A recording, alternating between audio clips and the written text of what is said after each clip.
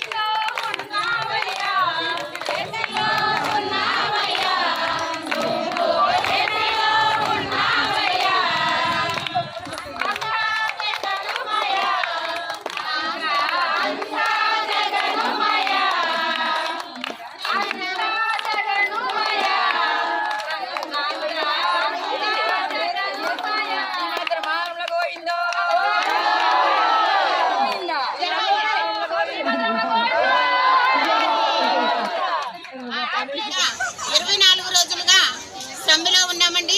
అదే రీతిగా పండగ నెలలో మా ఊర్లో హరిదాస్ గారు తిరుగుతారు కాబట్టి ఈ హరిదాస్ గారి ద్వారా లబ్ధిదారులందరికీ కూడా మా కష్టం అనేది వివరించి చెప్పమని హరిదాస్ గారిని కోరుతూ ఈ సమ్మె నోటీసు ఆయనకు కూడా అందజేస్తామండి.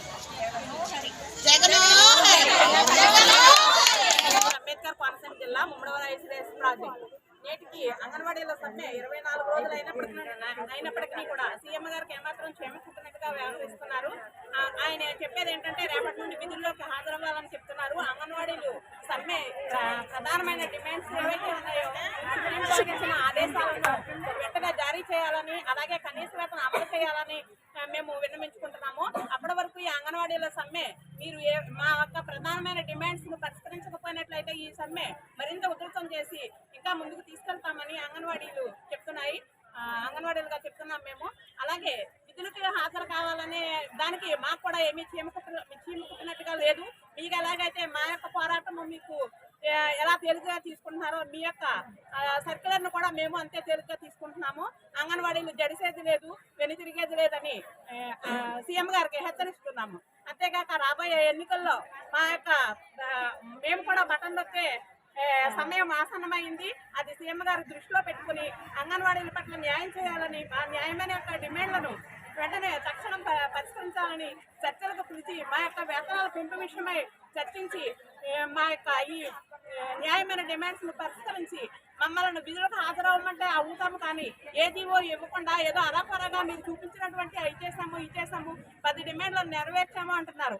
అలాగే మినీ అంగన్వాడీలను మెయిన్ అంగన్వాడీలుగా చేస్తున్నామని చెప్తున్నారు. రిటైర్మెంట్ బెనిఫిట్ 62 చేసాం, రిటైర్మెంట్ వయసు పెంచామన్నారు. ఎప్పుడో వయసు పెంచితే ఇప్పుడు మా బాధలు, మా ఆకలి బాధలు తీరవు. ఎప్పుడో 62 సంవత్సరాల వరకు ఎంతమంది జీవించుంటామో మేము వర్క్ టెన్షన్తో అనేక మంది హార్ట్ అటాక్లకు గురయ్యి అంగన్వాడీలు నేల రాలిపోతున్నా కానీ ప్రభుత్వానికి చేపట్టుకున్నట్టు లేదు.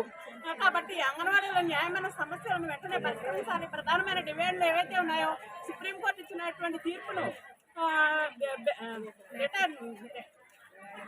అమలు చేయాలని, అలాగే కనీస వేతనాన్ని అమలు చేయాలని వెంటనే చర్చలకు పిలిచి మా లీడర్స్తో మాట్లాడి మమ్మల్ని విధులకి హాజరవ్వమని చెప్పవలసిందిగా అంగన్వాడీని కోరుతున్నారు.